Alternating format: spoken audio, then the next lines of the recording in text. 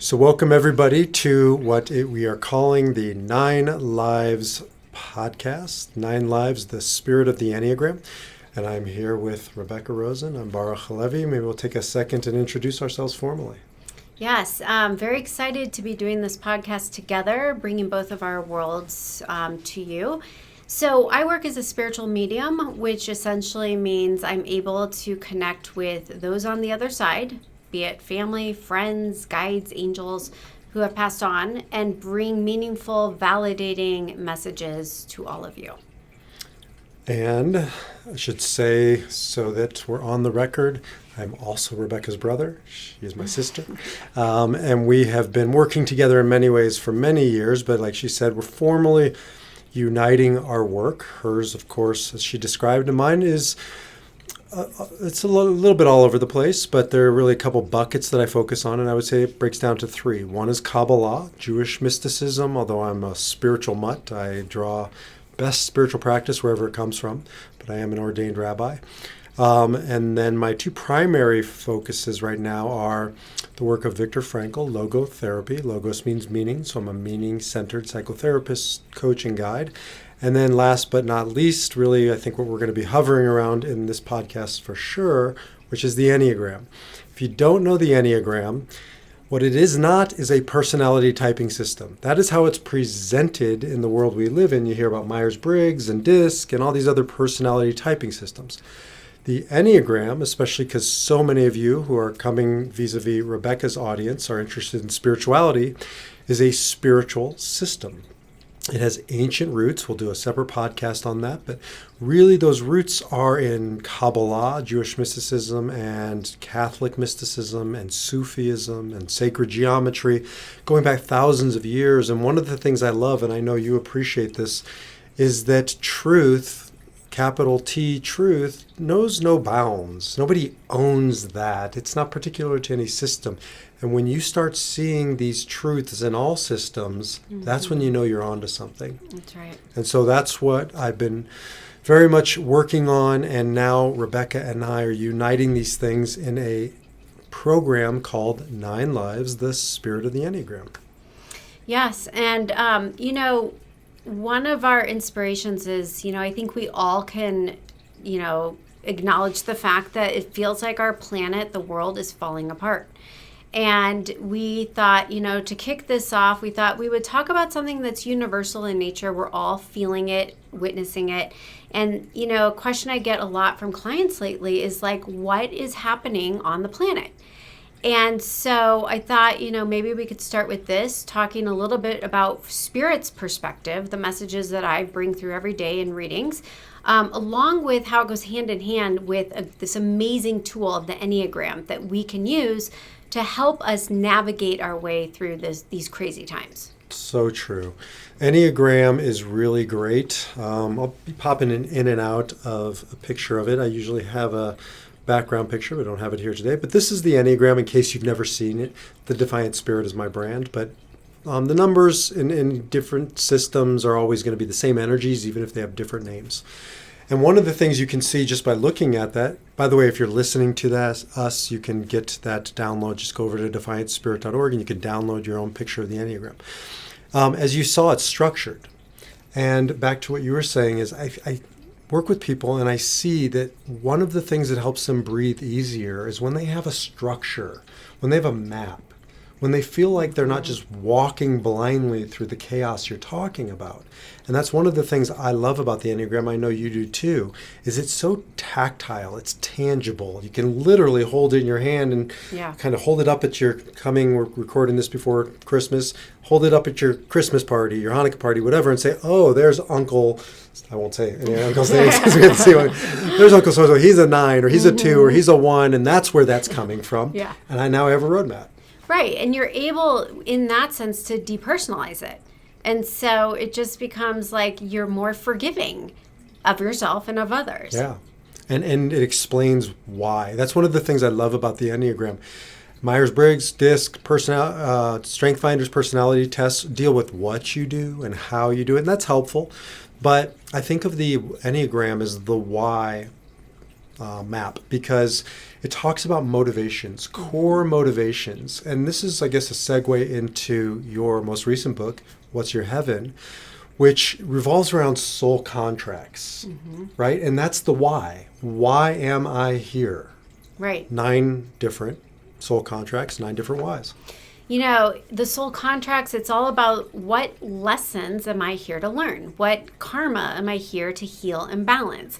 And what I have found in using the Enneagram is that, you know, typically your lessons, and on my website I have this, you know, take this quiz and find out what your top 5 lessons are. It goes hand in hand with each number of the Enneagram. So it lined up when I took the quiz, and then I also did the Enneagram typing test. It was identical. It's amazing. Because that's their energy, right? And so they're just different forms, but the energy is always the same. Right. So whether you're getting it in this religion or this spiritual practice or this typing system, you know you're onto something when you start seeing these energies, these energetic patterns showing up in your life.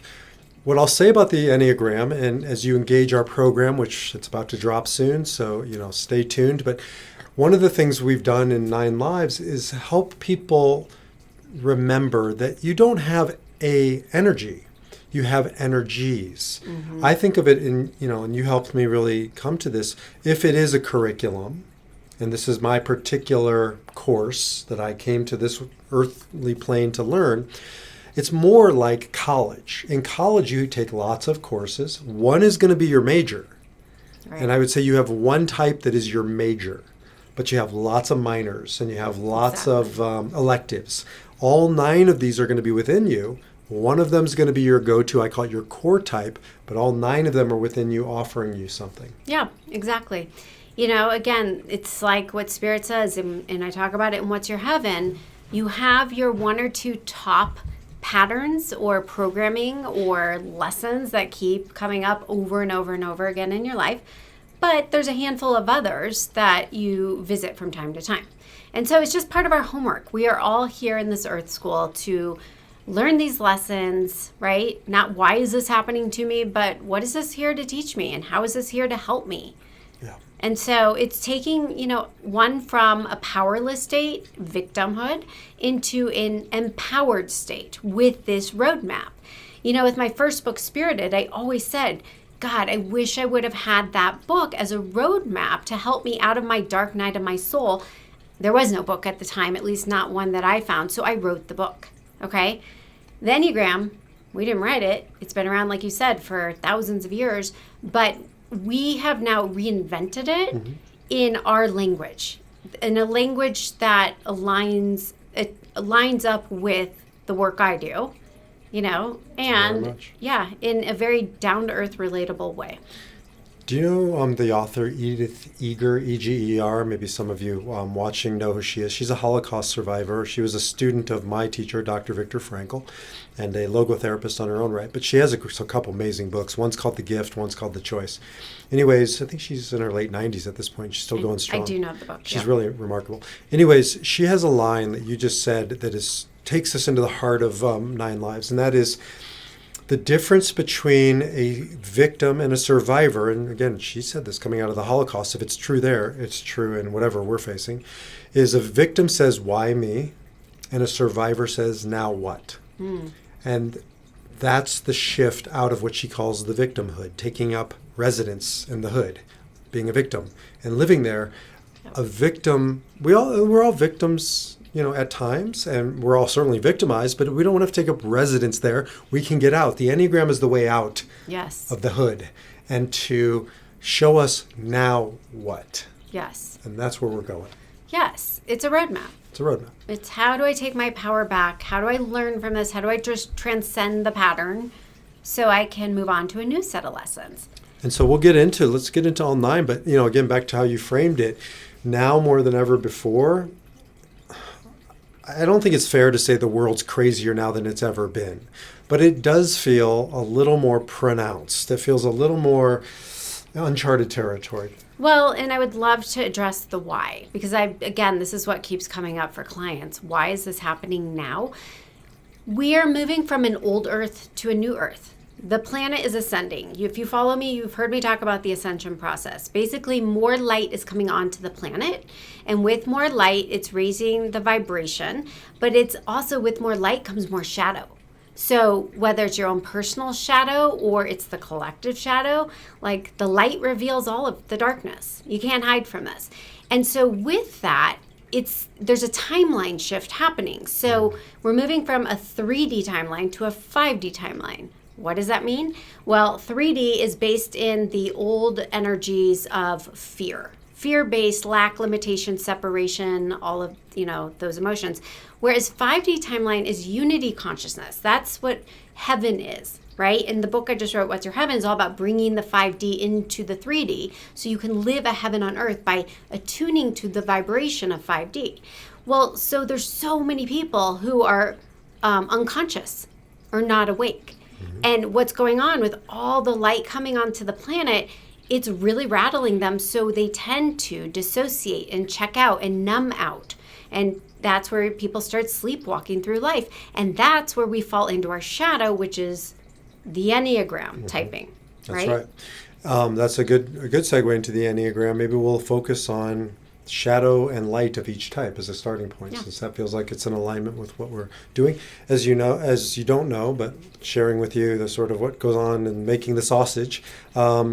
We set out to do a soul contract talk, and I think we'll come back to that. But I'm really feeling Spirit moving us into, out in the world right now, a lot of shadow. But as Rebecca said, and it says it in the one of the Jewish mystical texts, the taller the person, the longer the shadow. Mm-hmm. It's a necessary relationship, a yin-yang. And so we're out there looking at shadows, but what we're not looking at is light. Right. And so we have to maybe step out of the shadow, right? But the shadows end. And so it's not about getting rid of the shadows, because if you get rid of the shadows, you get rid of the light.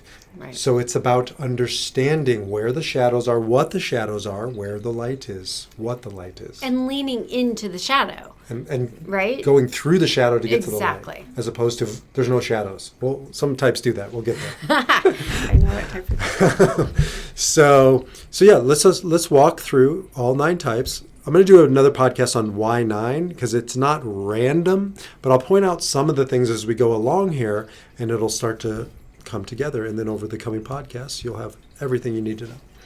So at least you still have the good-looking sibling in front of you. I'm behind the Enneagram.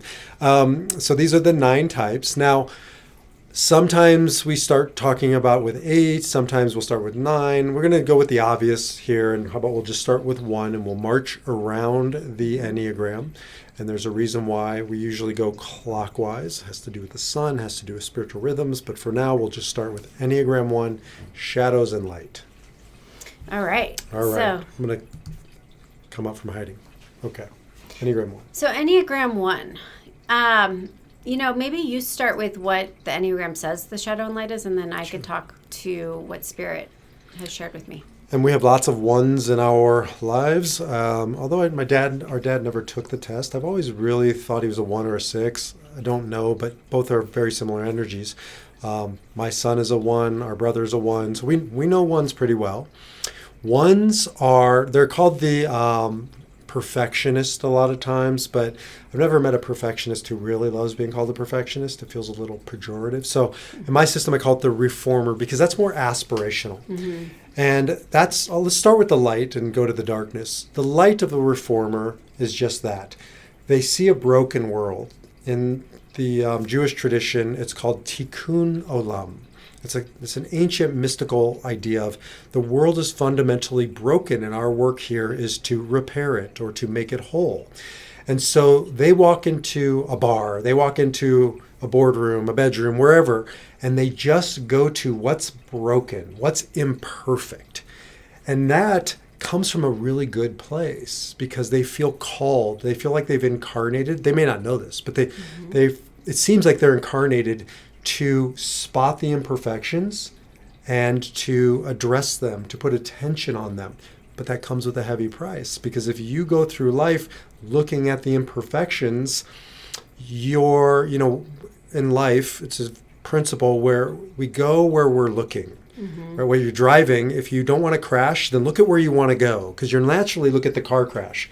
Well, the Enneagram 1s tend to, if they're not conscious, steer towards the crash because they're looking for the crash. Right. Does that make sense? 100%. I mean, that's what Spirit talks about. What you focus on expands, and it's all about focusing forward, right? Because you want to move in the direction with your intention. Energy follows intention. And, just to talk about the perfectionist thing, something that comes up all the time is that we are perfectly imperfect beings. We are these spiritual beings having a human experience. Life is messy. We are meant to learn through trial and error. So it's all about forgiveness of self, forgiveness of others. That goes back to the Course in Miracles. Because, I've noticed with ones, when they get unhealthy, they start to get judgmental, critical, condescending, mostly towards themselves. I have a lot of one in mine. It came up pretty high, so I am speaking because I know this. But it's, it's hard. Sometimes we're hardest on ourselves. But the intention is pure. And it's that tikkun olam, to heal the world. My second book, Awaken the Spirit Within, I talk about this because I talk about the Kabbalah and the emanations, of the Tree of Life. Which is what this is. Exactly. And so it's all about pure intention, but also, trying to stay in a healthy mindset without going into judgment, right, wrong, good, bad. And I'll end with this because, the shadow piece is really, it's an invitation for all of us. And for the ones, the invitation is, I think of an ancient Kabbalistic teaching that says, there is nothing more whole than a broken heart. And so it's about going into life's brokenness out in the world, but also in ourselves, and to seeing it not as a blemish, as you're talking about, but that it's perfectly imperfect, that it's actually the opening it's an invitation into the opportunity to heal, not by going out and fixing everything and running around, but by healing that brokenness within. And again, there's nothing more whole than a broken heart. Well, ones know brokenness, which also means they know, like more than any other type, wholeness. That's Enneagram 1. Amazing. So we'll head over to, what do we call Enneagram 1 in our system? The integrity seeker, yes. Right? And why we're sort of drawing a blank is we've been pioneering. We've them. And we've been pioneering. Yeah. We're trying to take this beautiful system and really make it explicitly spiritual, as opposed to, right now when I'm in businesses, I have to sort of hide the spirituality, but we're just out of the spiritual closet with the Enneagram. And so the integrity seeker is number 1. Number 2 is the helper, traditionally, sometimes called the lover, the nurturer. The intimacy seeker. And we call it the intimacy seeker. All right, intimacy seeker number 2. I have to be careful because our mother's a 2, and she always ends up sending me emails after I step on her 2 toes. So, Mom, I know, you'd send me the email later. Okay, Enneagram 2. You know this one pretty well. Oh, yeah, I know 2s. I have a lot of 2s in my life.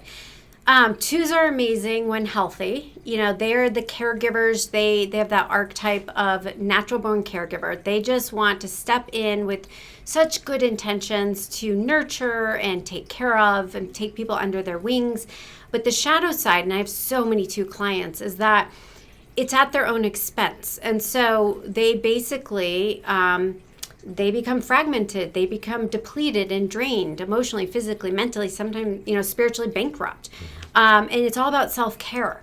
It's figuring out, and also really important is when you give, it's great to be a giver, but you want to give purely without strings attached, without manipulation.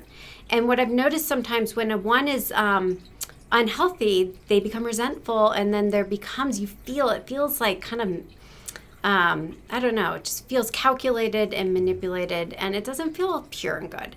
And so I think 2s really have to keep that in check. And if that's where they're coming from, it's like, okay, where am I out of balance in my life? How do I find balance? And what it always comes back to, Spirit always says, is self-care. Put you first. It's not selfish. It's the most loving and selfless thing you can do. And then everyone else second, so that you have enough to give. It comes from a good place. In the Enneagram, there's always 3s, and we'll deal with other 3s, trinities of all kinds. 1 is the energetic movement, and we're talking about energy. There's an outward movement, there's an inward movement, and then there's a conflicted movement. 2s are outward energy. That's what you're describing. They're always going outward, out to the world, out to other people's emotions. They're part of the emotional triad, 2, 3, and 4, but they don't deal with their emotions unconscious. They deal with your emotions. Right. They're in your business. And so that comes from a good place. I want to give. However, what Rebecca's saying is so true. That's not a sustainable or responsible energetic movement if it's not counterbalanced with inward. So how do you do that? You go inward for self-exploration. I find 2s really deepen almost more than any other type when they start going introspective. Right. Stop worrying about your spouse or your kids or the whatever, and start not worrying, but focusing, orienting that energy inwards. Mm-hmm. And that's a big shift. Just thinking about it spiritually or energetically, if this speaks to you, that's what you're saying is self-care. Yeah. Is focusing on your true self. Yeah. It's begin within, right? Begin within. And so, last, I guess, the shadows and the light, the Enneagram 2 just has to stand guard against going out and looking for the light and avoiding the shadows. Because 2s, and we'll get to them later, 7s and 9s are called the positive triad. Mm-hmm. And they're the ones most likely to want to avoid the darkness. Spiritually bypass. Spiritual bypass. Avoidance. A void dance. A dance around the void. Mm-hmm. It's just this, it's there, but you know what? We can get, and it comes from a good place. We can get past it, or we can make the conflict go away, or the toxic positivity. And so start with the shadow, move to the light. Enneagram 2. Love it. Enneagram 3. Enneagram 3, the achiever. Manifestation seeker. The manifestation seeker in our system. Why a manifestation seeker? Well, so, 3s are really the doers, the movers, the shakers. Mm-hmm. Like, these are the people we rely on to get things done. And so when they're healthy, we rely on them, and both personally and, collectively. But when they're not healthy, it's almost like they're disconnected from their higher self and they drop into their ego and they're trying to feel important, or, they go into competition, comparison, those lower frequencies. And, that's not where we want to be vibing, that there's ulterior selfish motives behind that. And so, this is where, at the end of the day, what Spirit has said is there's the I'm not enough. They're trying to prove something because they have some childhood wound or shadow that they incarnated with to heal, that no, really you are enough just as you are. It's not what you do. It's not what you have. Okay. It's not who you know. Mm-hmm. It's that you were born with that divine spark within you. And that in and of itself is enough. And it comes from a good place of wanting to create. They're creators. The problem is like you're describing, when it comes from that lower place, it's just doing, right? And it's experienced to people around them or in the world as transactional, right? As that give to get piece like the 2, but much more of by doing. Mm-hmm. And so when they get to this higher place out of the shadows and into the light, it's true manifestation, right? For instance, 3s are... they bring their ideas into a reality. I worked for a long time with your husband, who's an entrepreneur, and we talked a lot about lots of people have great ideas, right? People say, oh, it's a great idea. Ideas are cheap. Mm-hmm. It's the sweat of getting into it and bringing it to life. Right. 3s are diligent. They're goal-oriented, and when it comes from a good place or for a worthy cause, they're manifesting. They're not just doing. Exactly. And that's where the magic is. They're here executing on their purpose in a way that's to serve, to pay it forward in service to others. And when you do our system, you'll see 3s are all the mega stars. I mean, like a Michael Jordan, a Simone Biles, and a Michael Phelps, and a LeBron James. I mean, the list goes on of these mega stars because they know how to manifest. Exactly. And they're the perfect example of when we channel our divine creative genius, because we all have divine creative genius, but these 3s, they truly embody what that means. And that's the megastar I'll do another podcast on why most white-collar criminals are 3s. So we all have shadows and we all have light, and it can go either way, and that's up for us to decide. Enneagram 4, the individualist, the romantic in our system. The authenticity seeker. This is, by the way, that rounds out the heart types, 2, 3, and 4. 2s go out with their heart, 3s go away from their heart, and 4s go into their heart. Authenticity. I love it. So if you look at the Enneagram real quickly, you'll see there's a bottom of the Enneagram, 4 and 5. How do we know that's the bottom? Other than it's obviously the bottom, 4 plus 5 equals 9. And above that at the top is 9. So these energies are really holding each other in check. And 4 plus 5 is the bottom, it's the darkness, it's the depths of the Enneagram. Not a bad place. The point isn't to get rid of the shadows, like you said. It's to go into the shadows, and nobody goes into the shadows more than the 4. Yeah, and that's why the 4s seem to be like the great artists and the performers, actors, because they're authentic. They can really, truly embody what they're feeling and then express it from their heart, which is truth. And so, 4s, sometimes what I've noticed with working with clients who are 4s is that they get into their ego, where they want to feel special or relevant. And so that's called, ego stands for edging God out. So they disconnect from that oneness, which is the divine light of source, which we are all a part of. So that's why I've experienced a lot of 4s get really deep and dark and depressed, whether it's just temporarily or it's a chemical imbalance and they have real severe depression, a lot of suicides, because they disconnect. And so the healthy 4 is remembering, plugging into God as my source, and that I am a spark of the divine. I am special, but we're all special. And then figuring out a way to authentically share their light, their gifts, whatever those gifts are, from their heart without getting in their head and overthinking, overdoing, overanalyzing. I think of the shadowiest shadow of the 4 as what we used to call junior high school. They call middle school today. Yeah. I don't know why that is. Right. But the bottom line is all middle schoolers are 4s.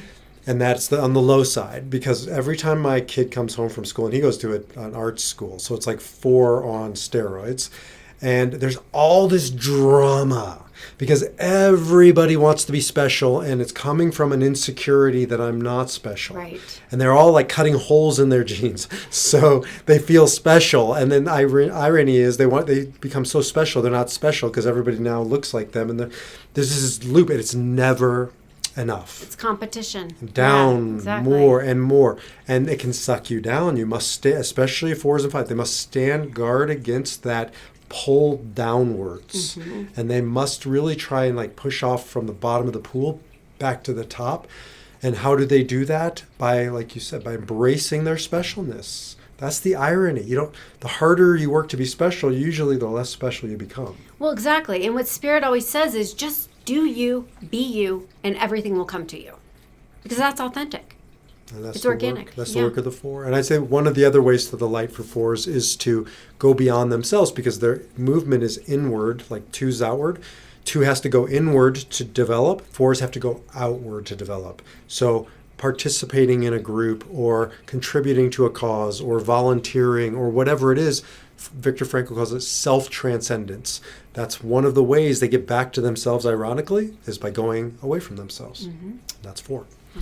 Enneagram 5, nobody understands. Enneagram 5, we can't understand because you're the investigator. You're the move from the heart to the head. You're the smartest. You're the deepest.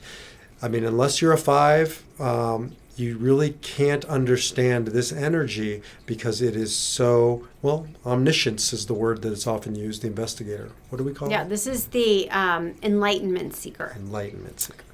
And again, just saying that, the intention is good. When healthy, 5s hold the power to raise the consciousness of the planet by bringing forth, knowledge is power. And they are great at producing the facts. But what I've seen with unhealthy 5s is that it's all head. They're stuck in their head. And, intuition and divine guidance is not in our head. It's in our hearts. Okay? It's our feelings are truth. They are our real guidance, not the facts. But the 1-2 punch here is combining intellect with intuition, head and heart. So you want to find head-heart coherence, because that's a very healthy way to approach life and to make choices and how to show up.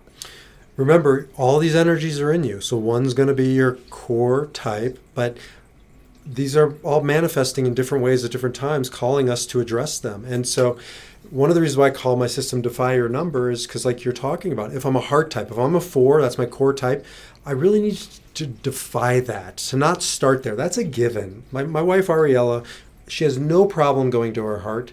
She knows that she probably needs to go to her action center or her thinking center. And that is a first move that she must make. Well, head types can never go wrong by getting back into their heart, right? They never go wrong by saying, I know the answer, and asking the question. I think Wayne Dyer used to ask it, do you want to be right or do you want to be in love? Because sometimes you can't have both. Yeah. Enneagram 5, you know you. So Enneagram 6, the loyalist, the faith seeker. The faith seeker in our system.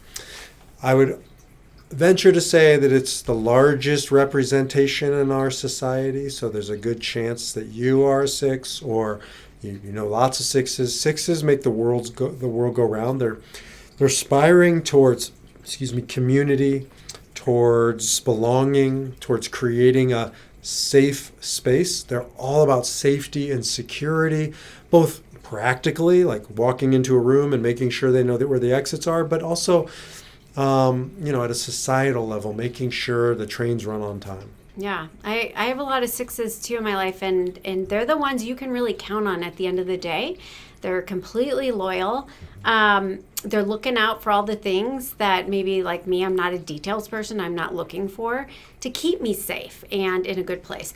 The biggest thing I've seen with the shadow side here, it's faith over fear, okay? So what Spirit has told me is that there's really only 2 vibrations or emotions in the universe, and that is love and fear, okay? So you can say love and light, and then fear and shadow. And so every day when we show up, we're making choices either from the frequency of love and light or fear and shadow.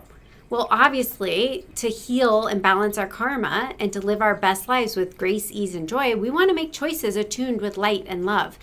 And so that requires us to get out of fear, to get into that place of faith, trust, and love. And so I think, these 6s need to consciously kind of reprogram themselves to, look toward the light and to move into faith and trust, because it may not come naturally. And I would say of all the Enneagram types, if there's one that maybe isn't our core type, but we really need to cultivate, given how we started this podcast, by living in a chaotic world, it's 6. Now more than ever, this is the energy that needs to be addressed in all of our lives, because there's no such thing, honestly, as repairing the world. There's repairing our world. Right. And if we all repair our world, so to speak, we will have repaired the world. So all of us today, more than ever before, in a time when anxiety and all kinds of fears are through the roof, we've got to address this one, because fear is the most dominant energy of all. It's the jalapeno pepper of cooking, right? You put that in there and you can't taste anything else. And that's what fear does. No matter how good it's going, a little bit of fear taints a lot of love. Well, and when we're in fear, we're completely disconnected from our higher self's wisdom and from divine guidance and our team and spirit. Mm-hmm. It operates on 2 different frequencies completely. And so if you want to live a life, that's in a sense heaven on earth, with ease and joy and learning we're in earth school, there's work, but it can be done with grace. You've got to get out of fear. And so sometimes it's as simple as just asking Spirit and your higher self, like, help me get out of my fearful thinking. Help me